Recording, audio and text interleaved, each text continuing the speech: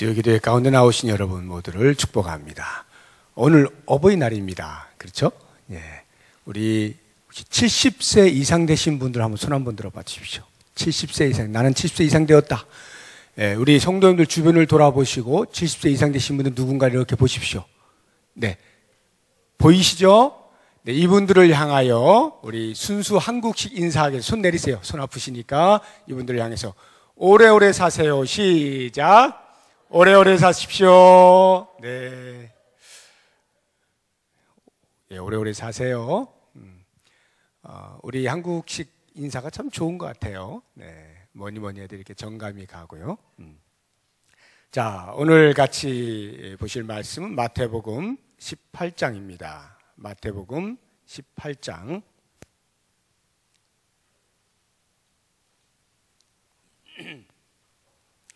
(21절)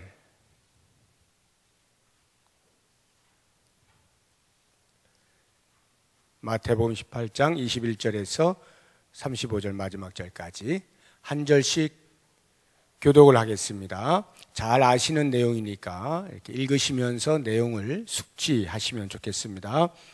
그때 베드로가 나와 이르되 주여 형제가 내게 죄를 범하면 몇 번이나 용서하여 주리이까? 7번까지 하오리이까?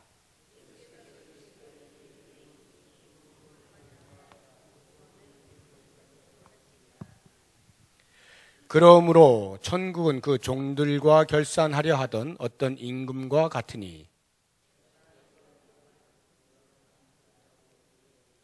갚을 것이 없는지라 주인이 명하여 그 몸과 아내와 자식들과 모든 소유를 다 팔아 갚게 하라 하니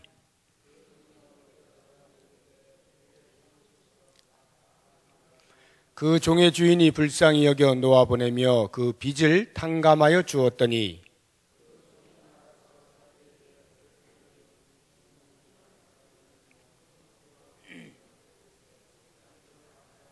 그 동료가 엎드려 간과 이르되 나에게 참아주소서 갚으리이다 하되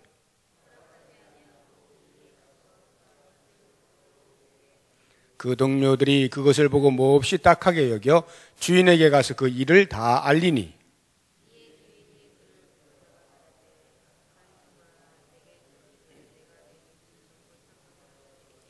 내가 너를 불쌍히 여김과 같이 너도 내 동료를 불쌍히 여김이 마땅하지 아니하냐 하고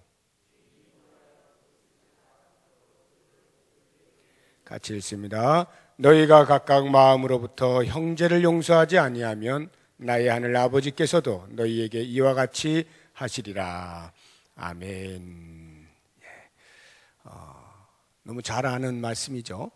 우리가 용서에 대해서 지금 지난주부터 생각을 하고 있는데 이 가정의 달을 맞이해서 혹시 우리 가정 안에서 또는 교회 공동체 안에서 아직 내 마음으로부터 해결되지 아니한 용서에 관련된 문제를 가지고 계신 분들 말씀을 듣는 중에 계속적으로 마음의 해결함을 받을 수 있기를 바라고요. 오늘 말씀을 보시게 되면 베드로와 예수님의 대화 장면입니다. 베드로가 예수님께 묻습니다. 예수님, 만약 형제가 나에게 범죄하였는데 내가 몇 번까지 용서하면 좋겠습니까? 그냥 그렇게만 물어보면 되는데 뒤에다 토를 달죠. 7번까지 할까요? 이렇게 이야기를 합니다. 왜 그렇게 했을까요? 그냥 몇 번까지 용서하면 되죠? 라고 물으면 될 텐데 굳이 7번까지 할까요? 라고 묻는 것은 그 당시에 선생님들, 랍비라 그러죠. 그 선생님들이 가르치는 것이 너희들이 용서해야 된다. 몇 번까지 용서해야 되느냐? 적어도 3번까지는 해야 된다. 이렇게 3번을 아주 관대하고 관용이 많은 것으로 가르치던 시대였습니다. 그러니까 그것을 잘 알고 있던 베드로가 적어도 3번만 해도 당시의 랍비들로부터 칭찬을 얻을 만큼의 용서함의 그 자비함인데 자기는 7번을 이야기를 했기 때문에 예수님, 저는 예수님의 제자 아닙니까? 그러니까 랍비들이 가르친 것보다도 좀 더 제가 하면 예수님의 마음이 흡족하시겠지요? 하고는 예수님으로부터 아주 긍정적인 대답을 기대하고 이렇게 나름대로 생각해서 칭찬받을 것을 생각하면서 7번까지 할까요? 라고 질문을 했던 것입니다. 보통 같으면 이 베드로의 기대는 예수님이 야, 너 정말 대단하구나. 랍비들이 가르치는 것도 3번인데 너는 어떻게 7번까지 이야기를 할 수 있느냐? 그러지 말고 한 5번 정도만 해라. 5번만 해도 아주 훌륭한 거야. 이런 대답을 기대했을런지 모르겠습니다. 그런데 예수님의 대답이 전혀 엉뚱한 거예요. 베드로로서는 상상할 수 없는 대답을 들었는데 그것이 7번씩 70번까지라도 해라 라는 대답이었습니다. 우리가 보통 아는 것이 70번, 7번에서 77이 49에서 490번 이렇게 하지만 그런 490번이라는 말도 되고요. 우리 한국말로 이제 번역하면 그런데요. 또 이제 원어로 보자고 하면은 뭐 더하기를 할 수도 있어요. 7번 더하기 70번 해서 77번 뭐 이렇게. 실제로 그 영어 성경에 우리들이 많이 보는 NIV라고 하는 영어 성경을 보면 77 times 이렇게 돼 있어요. 77번 할까요? 이렇게 번역이 되어 있습니다. 그러니까 그 내용은 뭐 7하고 70을 더하기를 하든지 곱하기를 하든지 아무튼 예수님이 대답한 것은 베드로의 예상을 완전히 빗나간 것입니다. 베드로의 머릿속에 하얘진 거예요. 세상에 내가 7번이라고 말을 할 때는 적어도 예수님한테 칭찬받을 것이라는 확신 속에서 한 것인데 예수님은 이게 도대체 무슨 말인가 싶을 만큼의 분량을 이야기하는 겁니다. 그러니까 베드로의 질문은 용서의 한계를 갖는 것입니다. 어디까지 용서하면 성인이라는 말을 들을 수 있습니까? 어디까지 용서하면 예수님의 제자로서의 자격을 갖춘 것이 되는 것입니까? 어디까지 용서하면 예수님의 마음이 흡족해지시겠습니까? 라고 하는 용서의 한계를 이미 머릿속에 두고 던진 질문인 것입니다. 바로 그 부분에 대해서 예수님께서는 한계가 없다라고 하는 의미에서 70번씩 7번 또는 7번씩 70번 이렇게 대답을 하신 겁니다. 한계가 없다. 용서는 한계라고 하는 것을 갖지 않는다라고 대답을 하신 겁니다. 자, 그러면서 베드로의 머리가 하얘졌을 게 틀림이 없으니까 예수님께서 그 베드로를 위해서 비유로 말씀을 해주십니다. 내가 말하고 있는 한계가 없는 용서라고 하는 것은 바로 이런 것과 같다라고 비유의 말씀을 해주시는데 이제 우리가 읽은 이 비유의 말씀 잘 아시죠? 한 임금이 그 종이 1만 달란트 빚졌는데 살려달라고 해가지고 불쌍히 여겨서 탕감을 해주었더니 그 종이 나가서 자기랑 동료 종 중에서 자기에게 100데나리온 빚진 사람을 감옥에 가둬버렸다는 거죠. 빚을 갚지 않는다고 해서. 그 소식을 전해들은 임금이 그 사람을 다시 불러다가 네가 어떻게 그렇게 할 수가 있느냐 하고는 그를 옥에 집어넣고는 결론의 말씀으로 너희가 형제를 사랑하지 아니하면 마음으로부터 사랑하지 아니하면 천부께서도 하늘에 계신 하나님께서도 너희에게 이와 같이 할 것이다. 이것이 이제 예수님의 그 비유의 말씀을 통하여 들려주시는 그 핵심인데요. 이 비유 속에서 우리가 몇 가지 용서와 관련해서 좀 생각을 해볼 것들이 있습니다. 가장 먼저 왜 용서의 한계가 없다라고 예수님께서 베드로에게 가르치셨는가라고 할 때 천국이 그렇다는 거예요. 천국이 용서의 한계가 없는 곳이다라는 겁니다. 자, 23절 보십시오.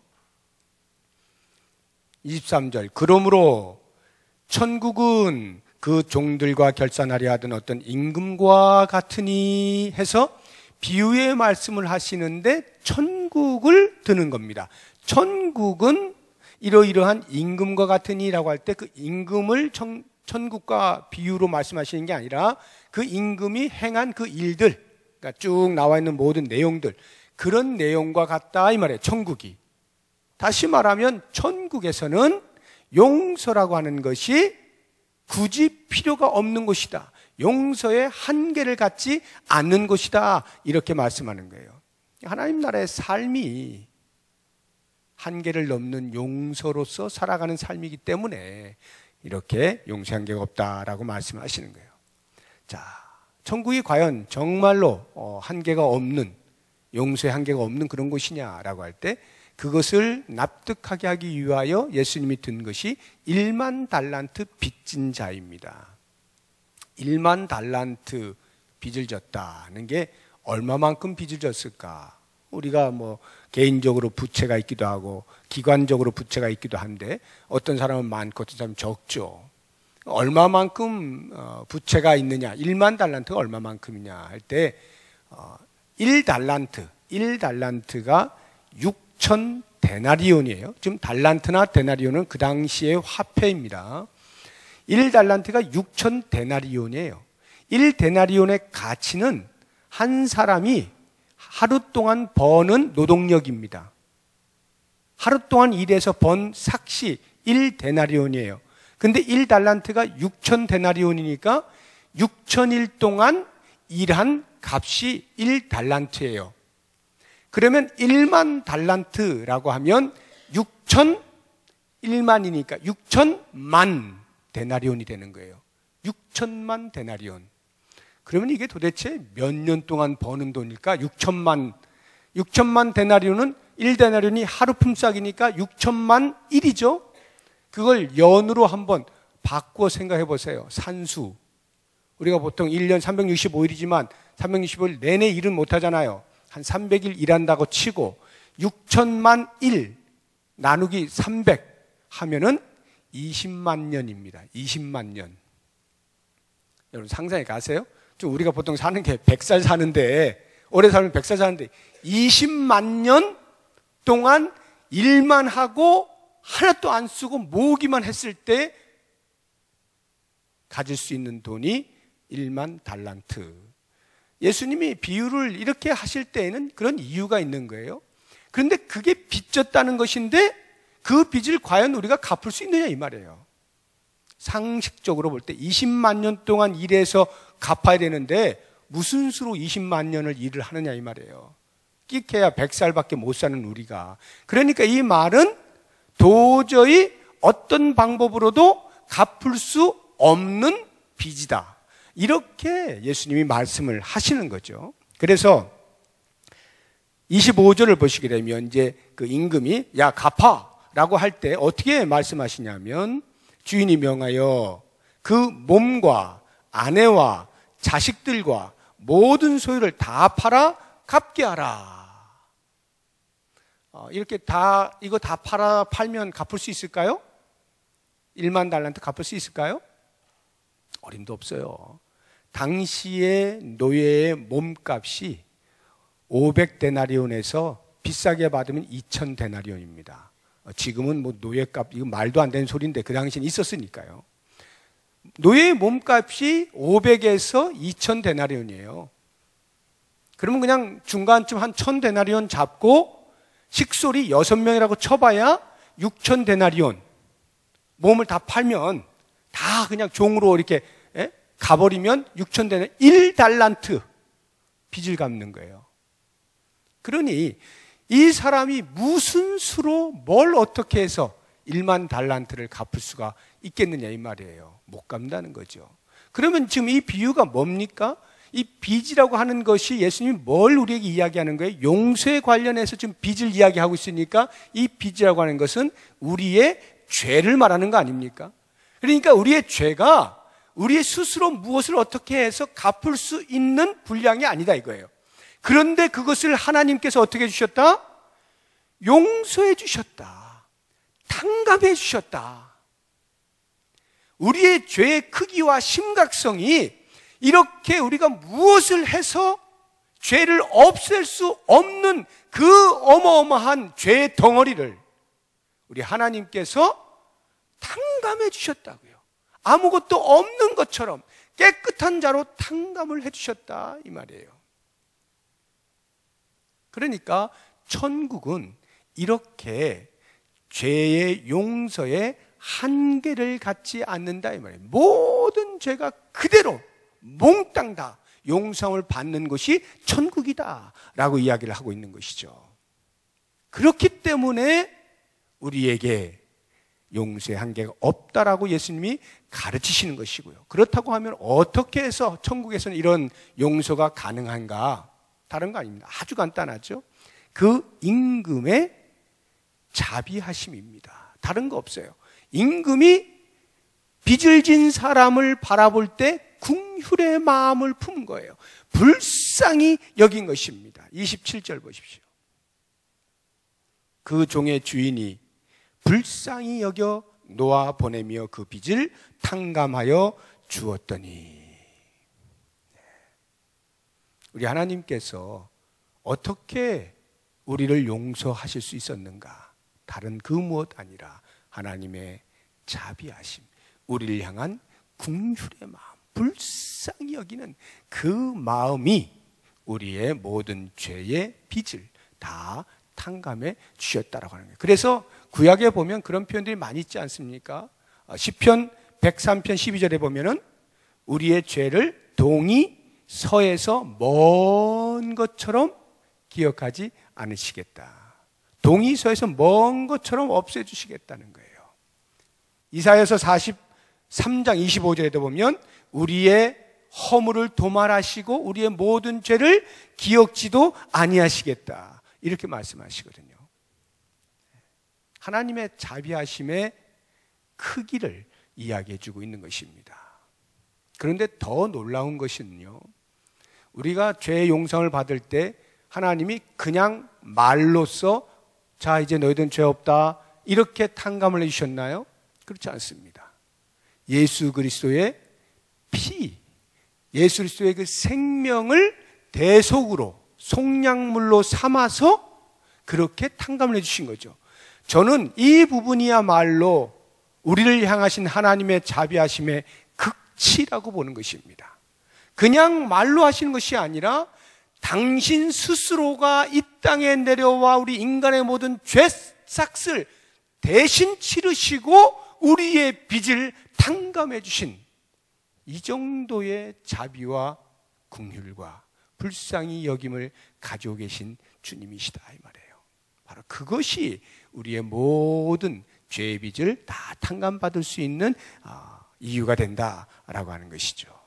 자, 그렇다고 한다면 천국에서는 이와 같은 용서의 한계가 없는데, 그러면 이 땅에서는, 교회에서는, 우리 가정에서는 어떠해야 될 것이냐? 천국이 그러하기 때문에 교회도, 천국이 그러하기 때문에 우리의 가정도 동일하게 용서의 한계가 없어야 한다라고 말씀하는 거예요. 왜 그렇습니까? 하나님 나라, 그 하나님 나라는 다가올 하나님 나라이면서도 동시에 이미 임한 하나님의 나라잖아요. 그 하나님의 나라는 하나님이 통치하시는 곳이잖아요. 우리 교회가 하나님이 통치하시는 곳 아닙니까? 우리의 가정이, 믿음의 가정이 하나님이 통치하시는 곳 아닙니까? 그곳이 하나님의 나라예요. 완벽하게 도래한 하나님 나라는 아니라 할지라도 부분적으로, 일시적으로 이미 임한 하나님의 나라, 하나님의 통치를 우리가 받고 있어요. 하나님의 말씀을 따라 살고자 하는 애씀이 있어요. 이러한 하나님의 나라는 동일하게 천국에서뿐만 아니라 이 땅에 임한 그 하나님의 나라에서도 이렇게 한계를 뛰어넘는 용서를 실현할 수 있어야 한다라고 하는 것입니다. 그래서 33절 보세요. 33절 보시면 내가 너를 불쌍히 여김과 같이 너도 내 동료를 불쌍히 여김이 어떻다고요? 마땅하지 아니하냐. 마땅하지 아니하냐. 마땅하다는 게 뭔 말이에요? 그것이 너무나 당연한 것이다. 반드시 그렇게 해야 된다라고 하는 거예요. 천국에서 하나님께서 우리의 모든 죄의 빚을 다 탕감해 주신 것처럼 너희들도 이 땅에서 용서를 할 때 한계를 뛰어넘는 어떠한 경우에도 용서를 할 수 있어야 한다. 그것이 마땅한 것이다 라고 이야기를 해주고 있는 것입니다. 그래서 우리 교회가 하나님의 나라와 관련해서 우리가 세 가지 큰 목표가 있지 않습니까? 하나님의 나라의 실존을 알리는 교회, 하나님 나라의 완성에 동참하는 교회, 하나님 나라의 삶을 선험하는 교회 아닙니까? 하나님 나라의 삶을 미리 경험하는 교회, 천국에서 그렇게 살아가게 될 그 삶을 이 땅에서 우리가 연습하며 미리 경험하며 산다 이 말이에요. 천국에서 더 이상의 어떠한 한계가 없는 그러한 용서로 풍부한 긍휼에 넘치는 삶을 살 우리들이 이 땅을 사는 동안에는 계속 그것으로 발목이 잡혀가지고 누군가를 용서하지 못하고 미움의 감정을 해소하지 못해내고 분노의 감정을 그대로 끓은 채 살아간다고 할 것 같으면 어떻게 되겠느냐는 거예요. 우리는 이 땅을 사는 동안에 그 천국의 삶을 선험할 수 있어야 돼요. 가정에서도 교회에서도 역시 마찬가지인 것입니다. 자, 그렇다고 하면 이제 오늘의 이제 하이라이트로 어떻게 용서할 수 있는가? 그러면 우리가 이 땅을 사는 동안에 우리가 지금 실제로 용서가 잘 안 되는 경우들을 많이 경험하지 않습니까? 그럴 때 어떻게 가능한가? 어떻게 용서가 가능한가? 두 가지를 제가 말씀드리려고 하는데 그 첫 번째는 가장 초보적인 단계, 가장 기본적인 단계로서 내 신앙이 그러한 것들이 소화가 안 될 때, 용서하는 것이 소화가 안 될 때 할 수 있는 가장 기본적인 단계, 그것은 참는 것입니다. 참는 거예요. 자, 오늘 말씀을 보시죠. 26절 보세요. 그 종이 엎드려 절하며 이르되 내게 어떻게 하라고요? 참으소서 다 갚으리이다.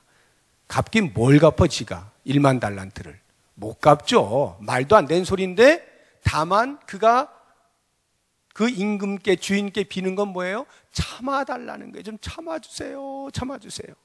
그런데 보세요. 29절 보세요. 우리 하나님께서 그래서 참아서 다 용서해 주셨는데 그 사람은 가가지고 자기 동료에게 어떻게 하느냐? 29절에 그 동료가 엎드려 간과 이르되 나에게 어떻게 해달라고요? 참아주소서 갚으리이다. 똑같이 요청하지 않습니까? 참아주세요 라고 하는데 이 사람이 어떻게 했다는 거예요? 허락하지 아니하고 못 참았다 이 말이에요. 못 참는다 이 거예요. 이에 가서 그가 빚을 갚도록 옥에 가두거늘. 왜 못 참을까요? 왜 못 참느냐 하면요, 이건 참을 일이 아니라고 판단하는 거예요. 이건 내가 지금 참을 일이 아니야. 이건 내가 반드시 화를 내야 되고 이건 내가 분을 쏟아내야 되는 거지 이건 못 참는 거야. 이것만큼은 안 돼. 이런 생각과 또 하나는 하나님은 하나님이시니까 참으신다고 하더라도 나는 인간인데 어떻게 모든 걸 다 참는가? 내가 그래도 인간인데 인간이 연약하지 않는가? 그러니 때로는 화를 낼 때도 있고 때로는 용서를 못할 때도 있고 때로는 미워할 때도 있는 거지 내가 무슨 하나님이야? 이런 생각을 가지고 용서하지 못하는 마음을 그대로 품고 있는 경우가 있어요. 그런데 여러분 잘 생각해 보세요. 과연 하나님은 하나님이시기 때문에 잘 참으실 수 있는 것일까요? 제가 볼 때는 객관적으로 판단해서 하나님이야말로 못 참으실 분입니다. 오히려 우리 인간들은 참을 수 있어요. 왜 그런 줄 아세요? 우리 인간은요, 나 자체가 완벽하지가 않아요. 나도 누군가에게 실수할 때가 있고, 나도 누군가에게 미움을 받을 때가 있고, 나도 누군가에게 용서받지 못할 죄인으로 서 있을 때가 있어요. 부분적으로. 역지사지를 생각을 한다라고 할 것 같으면 그래, 나도 누군가가 나를 용서 못하고 있을지도 모르는데 내가 누구를 용서 못한단 말인가 하고 참을 수가 있는 거예요. 그나마 인간은. 그런데 하나님은요, 죄가 없으셔요. 완벽하게 의로우셔요. 죄를 생각지도 못하시는 분이에요. 그런데 그 죄인이 앞에 있어요. 죄 지은 죄인을 보고 어떻게 참느냐 말이에요. 그 죄만 봐도 하나님은 진절머리가 나는데, 죄를 가까이 하시지 못하는데 어떻게 참느냐고요. 하나님이야말로 참지 못하실 분이에요. 그런데 그 하나님이 참으신다고요. 왜? 그만큼 우리 인간을 사랑하신단 말이에요. 그만큼 우리 인간을 사랑하시니까 그 사랑이 죄를 그렇게 미워하면서도 어쩔 수 없이 하나님은 그 인간에 대하여 참으시는 거예요. 참으시는 거예요.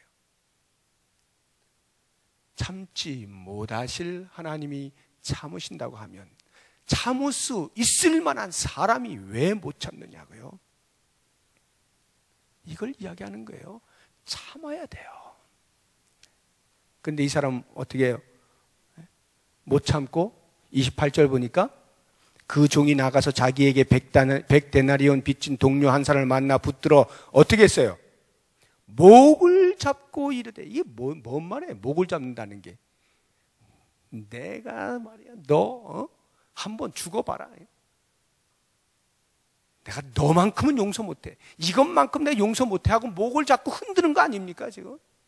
못 참는 거예요. 못 참는 거예요. 흔들어대면서. 근데 정작 자기 자신이 누군가로부터 그러한 형편에 놓일 수도 있을 텐데 그 생각을 못하고 당장 나에게 빚진 자에 대하여 목을 잡고 흔들려고 하는 것이 우리들의 모습이라는 거예요. 그때에 오늘 말씀을 기억하세요. 참아주소서 요청하는 그 소리를 듣고 참으십시오. 참으십시오. 내 마음에 분노의 불길을 줄이란 말이에요. 불길을 줄이세요. 줄이세요. 그래서 마침내는 꺼질 때까지 그렇게 분노의 불길을 줄여버려야 내 마음 안에서 진정한 용서가 가능해지는 거예요. 자, 두 번째. 이것은 아주 가장 기본적인 단계가 참는 거예요. 참는 것만 잘해도 대단한 겁니다, 사실은. 여러분 참으세요. 그런데 좀 더 성숙해지면 그것을 넘어서야 돼요. 참는 것을 넘어서서 진정 마음으로부터 이제 용서가 가능해져야 하는데 그렇게 되기 위해서 반드시 생각해야 되는 것. 내가 누구인가 하는 것입니다. 내가 누구인가, 나의 정체성을 인식하는 거예요. 여러분 스스로를 질문해 보세요. 내가 누구인가 질문하시면 뭐라고 대답하실 거예요? 나는 누구인가? 뭐라고 대답하실 겁니까? 나는 나다. 이러시는 분은 하나님이에요. 하나님만 나는 나다 이렇게 하시는 거고, 우리 인간은 하나님의 은혜로 구원함을 받은 하나님의 뭐다? 자녀다. 하나님의 아들이다. 하나님의 딸이다. 하나님의 자녀다. 이것이 우리의 정체성이에요. 하나님의 자녀라고 하는 것은 하나님으로부터 1만 달란트에 빚진 것을 탕감받은 것을 말하는 것입니다.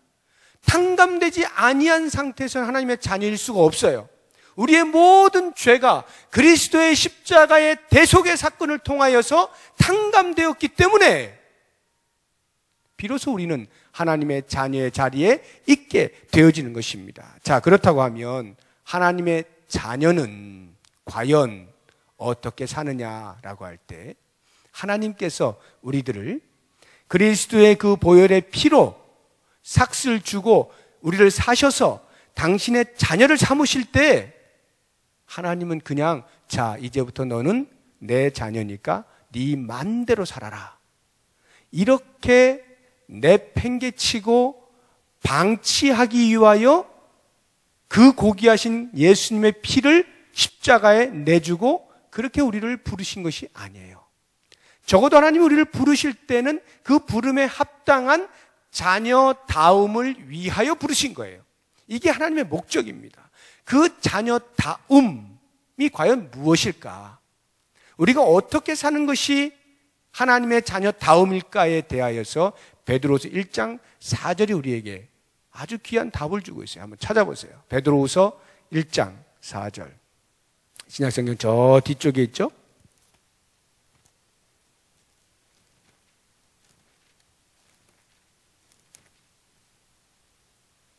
384쪽.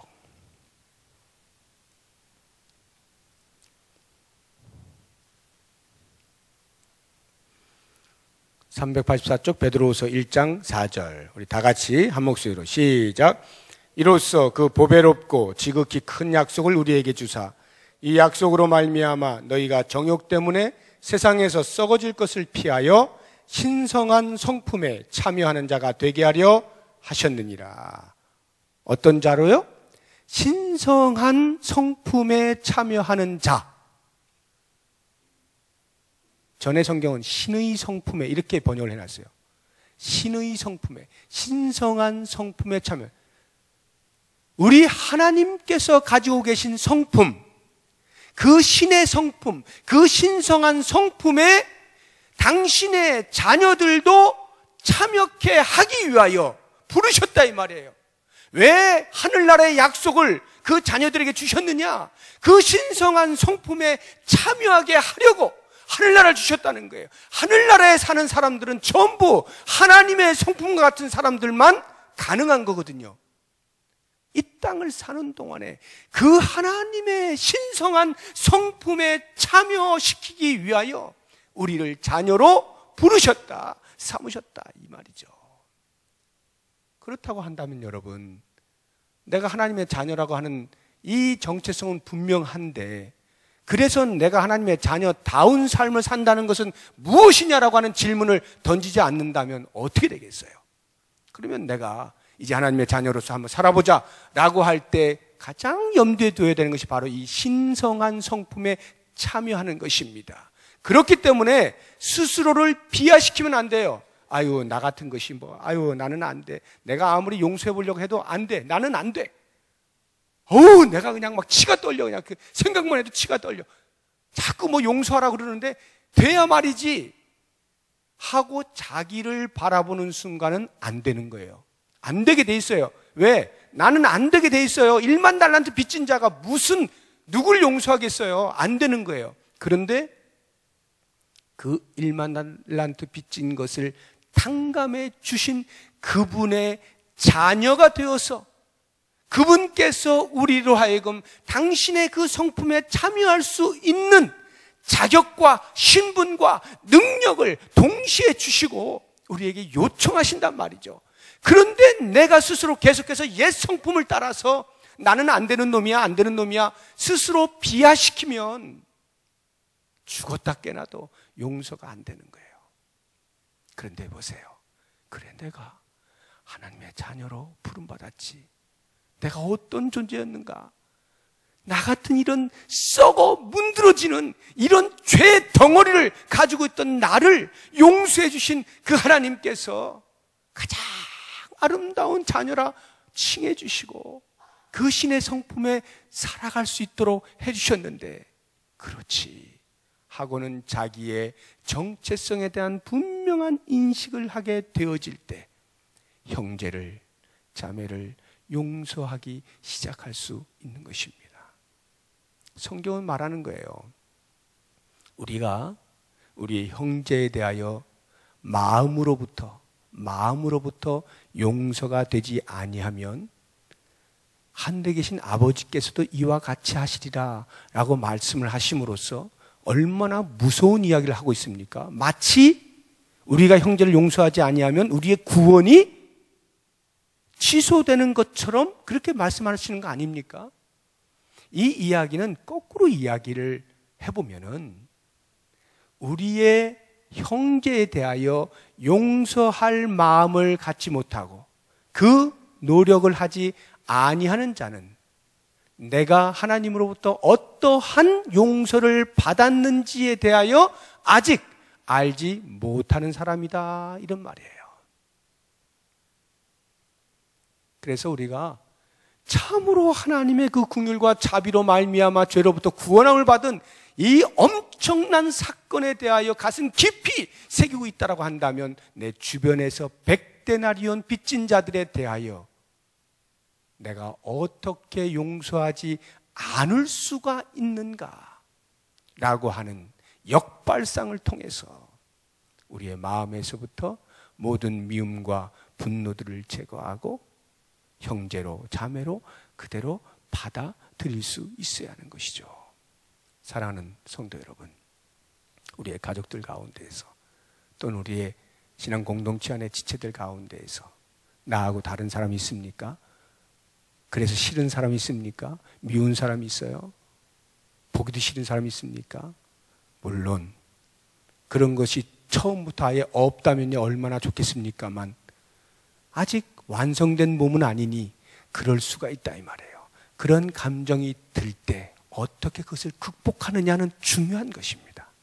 오늘 이 말씀을 생각하시면서 내가 누구인가를 깊이 생각하세요.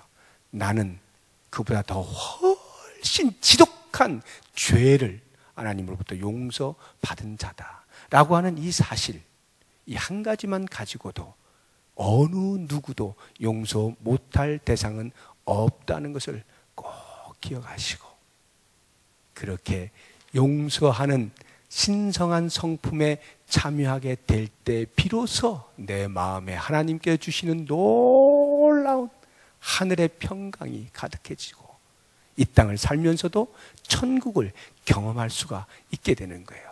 모쪼록 원하기는 우리의 마음 가운데 이미 임한 그 천국을 만끽하시고 주의 성품에 온전히 참여하는 영광스러운 삶을 살아가시기를 주의 이름으로 축복합니다. 기도하겠습니다. 오늘 말씀을 생각하시면서 우리 기도 인도자 나올 때까지 묵상으로 기도합니다.